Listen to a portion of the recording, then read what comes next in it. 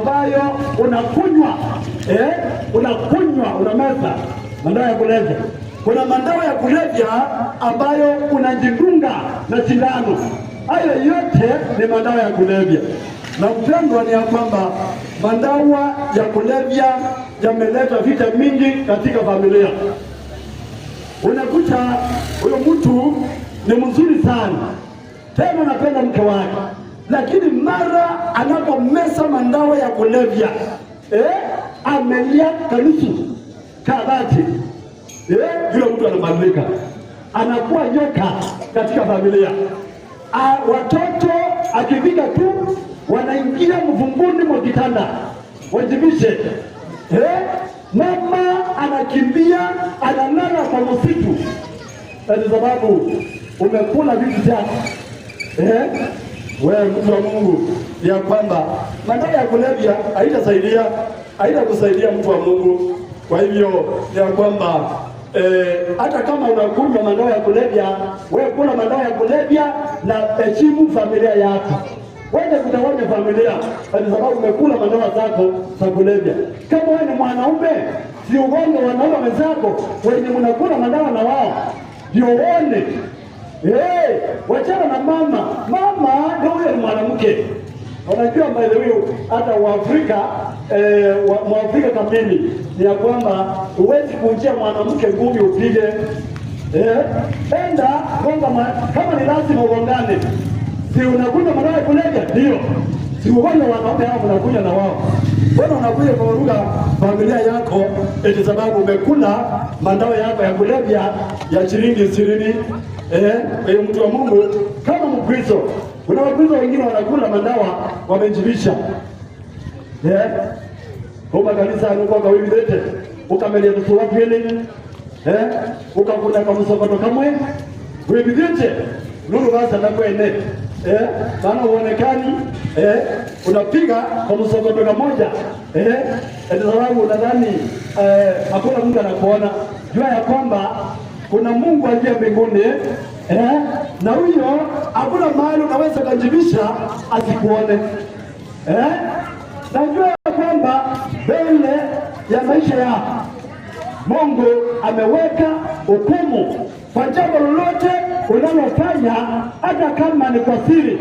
Mungu atafunua siku moja, mtu wa Mungu. Basi niambia nimaliza ngapi? 5:20. Nataka nimalize na kusema mambo haya, mtu wa Mungu. Number 1 ya kwamba kila mtu ameumbwa tofauti na yule mwingine, na kwa sababu hiyo tunapaswa katika familia tuheshimiane. Tunapaswa tuheshimiane. Mke wako akuheshimu na wewe mheshimu kama mke wako. Ukijua ya kwamba yeye ameumbwa tofauti na wewe, na wewe umeumbwa tofauti na wewe na yeye. Namba 2 ni ya kwamba elewa ya kwamba huyo mtu ambaye mumeoana na yeye ni mwenye dhambi mkuu kama wewe. Na kwa sababu ni mwenye dhambi kama wewe, ni ya kwamba mwenye dhambi ana matatizo mengi, anaweza akakukosea kosa lolote, kwa sababu yeye ni mwenye dhambi anayehitaji neema ya Mungu imuokoe. Na kwa sababu nyote mnahitaji neema ya Mungu iwaokoe, basi ni vizuri kuvumiliana na kuheshimiana na kuishi kwa upendo na msamaha. Another point ni ya kwamba hakuna ndoa ama familia ambayo haina changamoto yake. Kwa hivyo ile yako ambayo Mungu amekupea, pambana nayo. Hebu ipalilie, isimamishe kwa hekima ambayo Mwenyezi Mungu amekupea. Another point ni ya kwamba ikiwa wewe ni mwanandoa alafu unashikilia msimamo wa kusema ya kwamba siwezi fanyiwa hivi na mwanamke ama siwezi fanyiwa hivi na mwanaume, jua ya kwamba hiyo familia yako haitasimama. Maana wenye wako kwa familia wanaweza wakafanyiana chochote na bado wakaendelea na maisha ya kifamilia, wanaweza wakaendelea.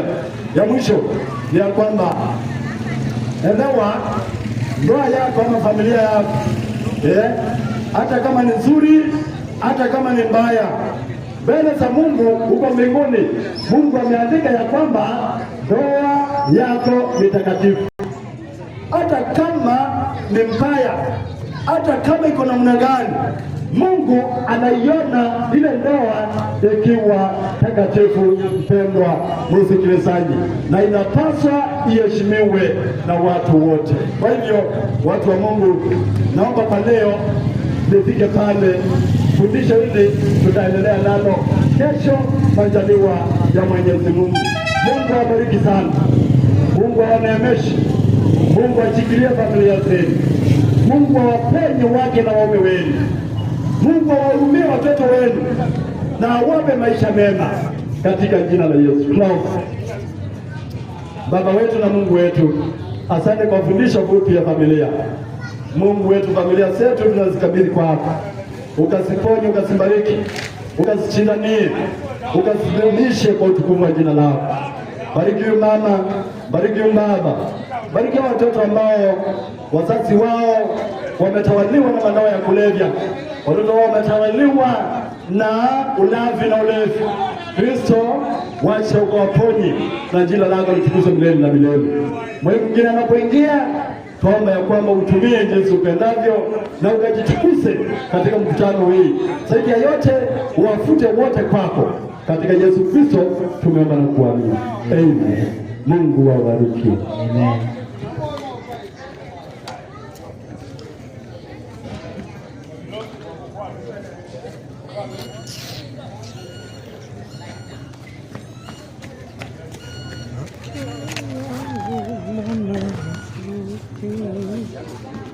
Thank you.